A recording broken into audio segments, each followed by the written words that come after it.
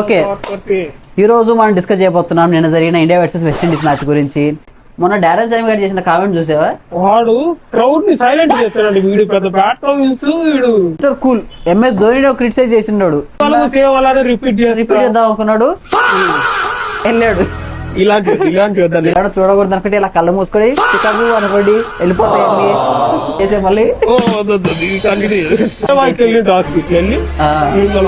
శ్రీలింగం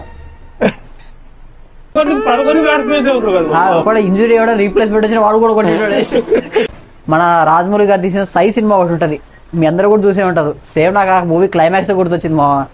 అసలు వాళ్ళు ఒక్కోడు భిక్ష యాదవ్ గ్యాంగ్ లాగా ఉంది. అది కరెక్ట్ టైంకి మంచి డిసిషన్ తీసుకుని బుమ్రాని దింపిండు, పట్టుకున్నాడు.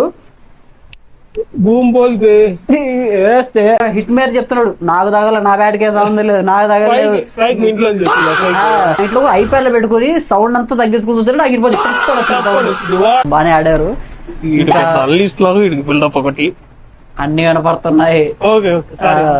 శాంసంగ్ గురించి మాట్లాడుకుంటే అంత బాగా ఆడాడు, చాలా బాగా.